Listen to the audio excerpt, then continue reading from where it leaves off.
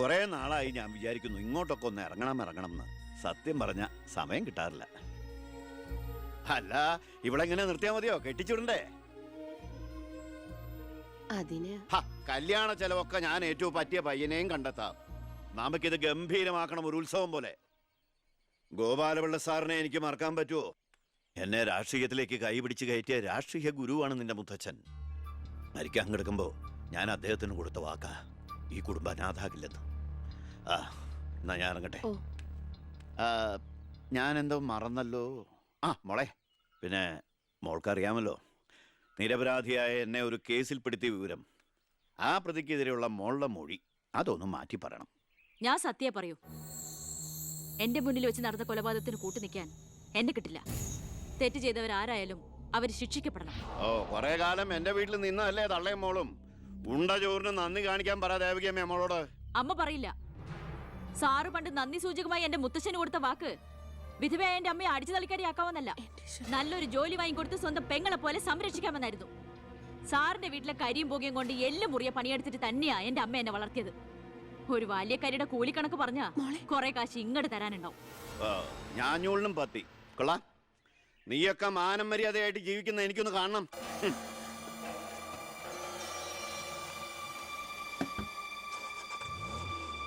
എടാ ഞാനാ. എന്താ നടക്കില്ലടാ.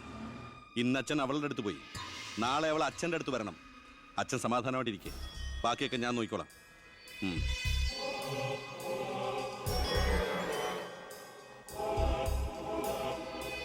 ഞാനാ. പേര് ശാരിക, കോട്ടപ്പുറം സ്കൂളിലെ ടീച്ചറാ.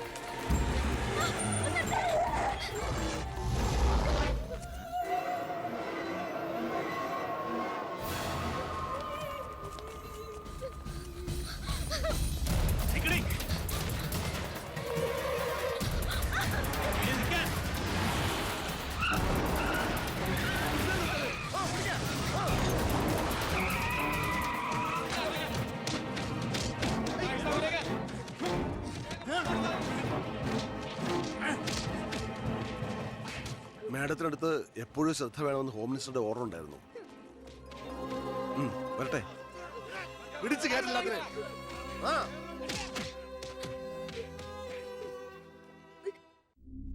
ആ ഗുണ്ടകളെല്ലാം മണിക്കൂറുകൾക്കുള്ളിൽ ജാമ്യത്തിറങ്ങിപ്പോയി സർ. അവർക്ക് വേണ്ടി ക്യൂ നിൽക്കുകയാണ് ആവശ്യക്കാർ. ഈ നാട്ടിലെ ഇടത്തരക്കാരും പാവങ്ങളും ഒക്കെ ഗുണ്ടകളെ കൊണ്ട് പൊറുതിമുട്ടിയിരിക്കുകയാണ് സാർ. കഴിഞ്ഞ കുറേ വർഷങ്ങളായി ഇവിടെ നടന്ന 90% കൊലപാതകങ്ങൾക്കും ആത്മഹത്യകൾക്കും പിന്നിൽ ഗുണ്ടകളും അവർക്ക് പുറകിലുള്ള തൽപര കക്ഷികളുമാണെന്ന് നിസ്സംശയം പറയാം സർ. കഴിഞ്ഞ 5 വർഷത്തിനുള്ളിൽ ഇവിടെ ഉണ്ടായിട്ടുള്ള സർവ്വ ഗുണ്ടാ വിളയാട്ടങ്ങളുടെയും അക്രമങ്ങളുടെയും സത്യസന്ധമായ കേസ് ഹിസ്റ്ററി എനിക്കുടനെ വേണം, വിത്ത് ഇമ്മീഡിയറ്റ് എഫക്ട്. സാർ, ഈ ഫയലുകളൊക്കെ ഒന്ന് പഠിക്കണം. കഴിഞ്ഞ 5 വർഷത്തിനിടയ്ക്ക് കേരളത്തിലുണ്ടായിട്ടുള്ള ഞെട്ടിക്കുന്ന അക്രമങ്ങളുടെ സത്യസന്ധമായ ഡീറ്റെയിൽസ് ആണിത്.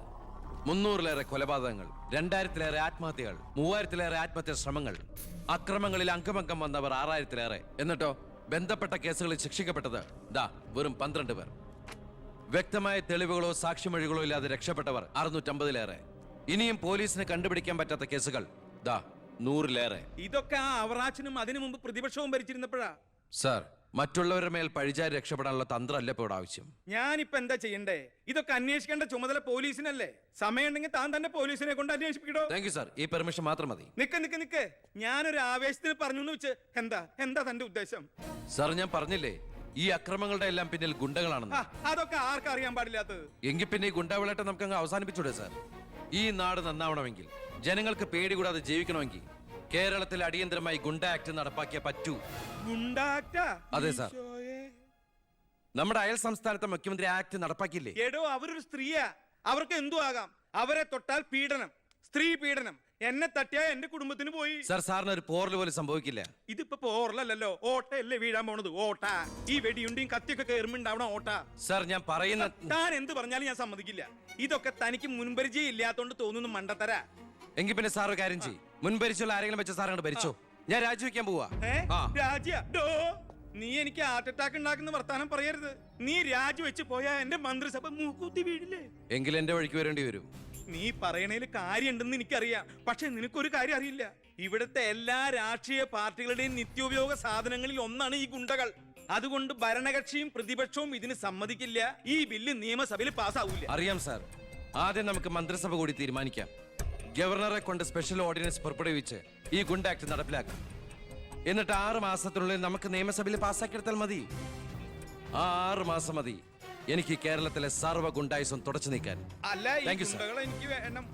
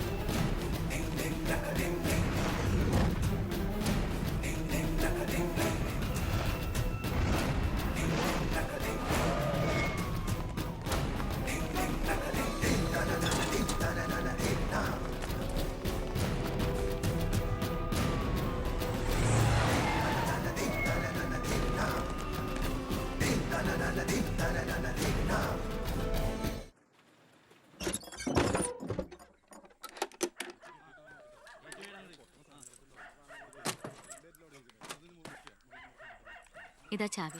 എന്നാ ഞങ്ങൾ ഇറങ്ങട്ടെ. ഓ ആയിക്കോട്ടെ. ഈ നാട്ടിലേക്ക് വരുമ്പോ മനസ്സ് നിറയെ സന്തോഷായിരുന്നു. ഇപ്പൊ ഇവിടുന്ന് പോകുമ്പോ എന്റെ നെഞ്ചു നീറുക. എന്റെ മോൾക്ക് വന്ന മഹാഭാഗ്യം ഞാനായിട്ട് തട്ടിത്തെറിപ്പിച്ചല്ലോ എന്നോർക്കുമ്പോ ഇന്നിപ്പോ മഹാറാണിയെ പോലെ കഴിയേണ്ട നീ 100 വട്ടം ശപിച്ചിട്ടുണ്ടാവില്ലേ ഈ അമ്മയെ?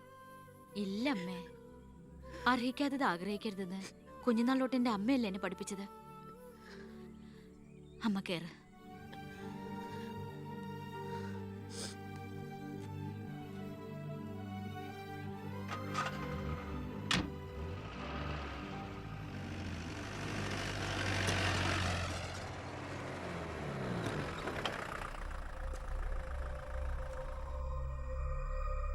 നിർത്തി വണ്ടി എടുക്കല്ലേ.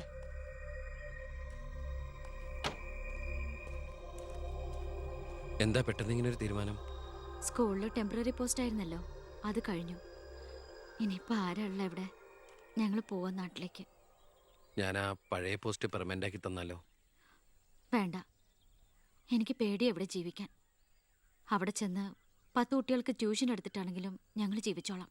ഞാൻ അതല്ല ഉദ്ദേശിച്ചേ. അന്ന് ദേവികമ്മ ചോദിച്ച ചോദ്യങ്ങൾക്കൊന്നും എനിക്ക് മറുപടി പറയാൻ കഴിഞ്ഞില്ല. കാരണം പറയത്തക്ക പണിയൊന്നും ഉണ്ടായിരുന്നില്ലല്ലോ. ഇപ്പം എനിക്ക് ചെറിയൊരു ജോലിയുണ്ട്, ഇവിടുത്തെ ഹോം മിനിസ്റ്ററാ. സ്ഥിരം ജോലിയൊന്നല്ലെങ്കിലും 2 വർഷം തികച്ച MLA പെൻഷൻ കിട്ടും. പിന്നെ ഒരു ജോലി തനിക്കും കൂടി ഉണ്ടെങ്കിൽ ഒരു കുടുംബം സുഖമായിട്ട് കഴിഞ്ഞു പോക്കോളും. എന്തൊന്നും മിണ്ടാത്ത രണ്ടുപേരും? മന്ത്രിയായെന്ന് കരുതി എൻ്റെ ഇഷ്ടങ്ങൾക്ക് മാറ്റമൊന്നും സംഭവിച്ചിട്ടില്ല കേട്ടോ. അമ്മേ, ഒരിക്കൽ കൂടി ഞാൻ ചോദിക്കുക, എനിക്ക് കല്യാണം കഴിച്ച് തന്നൂടെ ഇവളെ?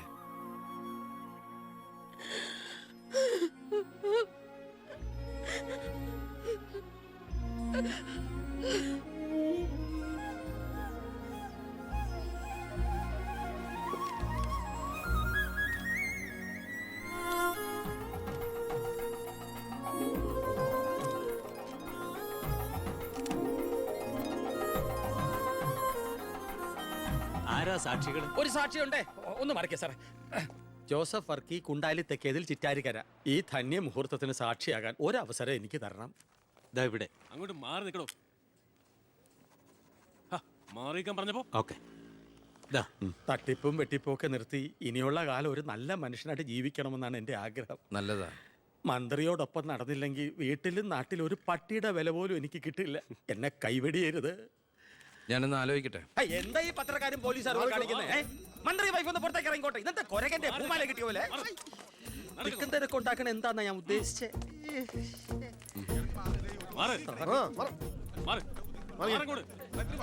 വഴി കൊടുക്ക്.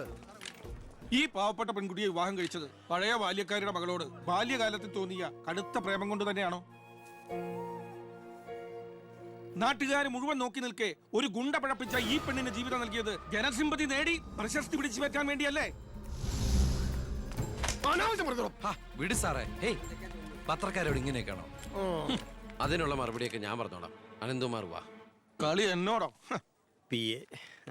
തന്നെ പോലുള്ള മഞ്ഞപ്പത്രക്കാർക്ക് എന്തു എഴുതി പിടിപ്പിക്കാം. സ്വന്തം കൂടപ്പിറപ്പുകളുടെ കിടപ്പറ കഥകൾ വരെ. ആ സർക്കിൾ ഇൻസ്പെക്ടർ വിജയൻ സാറ് അവിടെ വെച്ച് അനന്തകുമാറിനിട്ട് 2 പൊട്ടിച്ചിരുന്നെങ്കിൽ നിങ്ങൾ പത്രക്കാരെ എഴുതി പിടിപ്പിക്കും ആഭ്യന്തരമന്ത്രി അധികാരം ദുർവിനിയോഗം ചെയ്തു എന്ന്. അതൊക്കെ ചീപ്പായി പോവില്ലേ?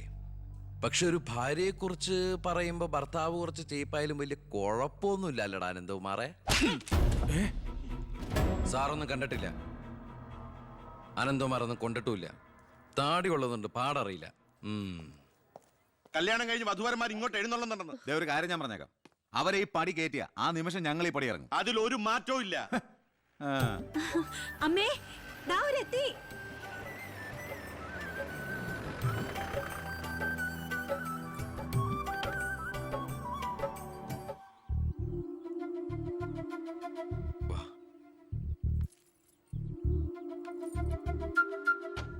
IAS IPS കാരും കയറി വന്ന ഈ വീട്ടിലേക്ക് ഇവിടുത്തെ വാലിക്കാരിയുടെ മോളെ കെട്ടിക്കൊണ്ട് കയറി വരാൻ നാണമില്ലടാ നിനക്ക്?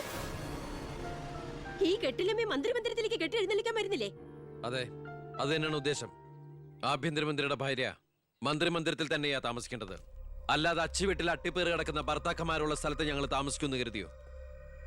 ഇപ്പൊ ഞങ്ങളിവിടെ വന്നത് എന്നെ സ്നേഹിക്കുന്ന എന്റെ അമ്മയുടെ അനുഗ്രഹം വാങ്ങിക്കാനാ.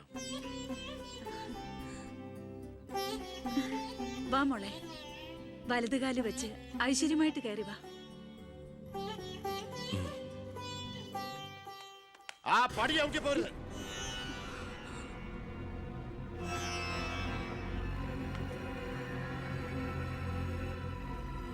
അച്ഛനെ എതിർത്ത് പറഞ്ഞും അച്ഛന്റെ നെഞ്ചത്ത് കുതിര കയറിയും അച്ഛനെ തോപ്പിച്ചും നീ ഒരു മന്ത്രി കസേര ഒപ്പിച്ചെടുത്തു. ആ പക മനസ്സിൽ കിടന്ന് നീറുമ്പോഴാ എനിക്ക് കണ്ണെടുത്താ കണ്ടുകൂടാത്ത ഒരുത്തിയുടെ കൈയും പിടിച്ച് നീ കുടുംബത്തിലേക്ക് കയറി വന്നിരിക്കുന്നത്. നീ മന്ത്രിയാണ്, എനിക്ക് പുല്ലടാ. അച്ഛൻ ചവിട്ടി പുറത്താക്കിന്ന് പത്രക്കാരെ കൊണ്ട് എഴുതിക്കാണ്ട് ഇറങ്ങി പോരാടുന്നു. നിങ്ങൾ എന്തൊക്കെയായി പറയുന്നേ? നീ മിണ്ടി പോരുത്. അമ്മേ, ഇതൊക്കെ പ്രതീക്ഷിച്ചുകൊണ്ട് തന്നെയാ ഞാൻ എവിടെയും കൂട്ടി ഇങ്ങോട്ട് വന്നത്. അമ്മയുടെ നിറഞ്ഞ കണ്ണുകൾ കാണുമ്പോൾ എനിക്കറിയാം എൻ്റെ അമ്മ നിറഞ്ഞ മനസ്സോടെ ഞങ്ങളെ സ്വീകരിച്ചു എന്ന്. അനുഗ്രഹം ഉണ്ടാവണം, അത് മാത്രം മതി.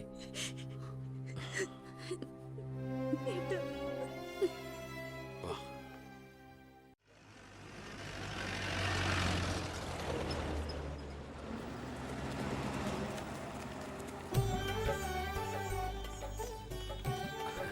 ഈ വീട്ടിലെ അച്ഛനും അമ്മയും PAയും എല്ലാം ഞാനാ. ഐശ്വര്യമായിട്ട് വലതുകാലം വെച്ചകത്ത് കയറിക്കേ. മാറി നിൽക്കണോ? എന്റെ ഈശോയെ, നന്മ വരുത്തണമേ. ഇനിയെങ്കിലും അവരെ അവരുടെ മാത്രം ലോകത്തിലേക്ക് വിട്ടുകൂടെ? മന്ത്രിക്കുമില്ലേ ഫസ്റ്റ് നൈറ്റും റൊമാൻസും ഒക്കെ? പ്ലീസ് എല്ലാവരും ഒന്ന് പുറത്തേക്ക് ഇറങ്ങി. പ്ലീസ് പ്ലീസ് പറയുന്ന കേൾക്കൂ പ്ലീസ്.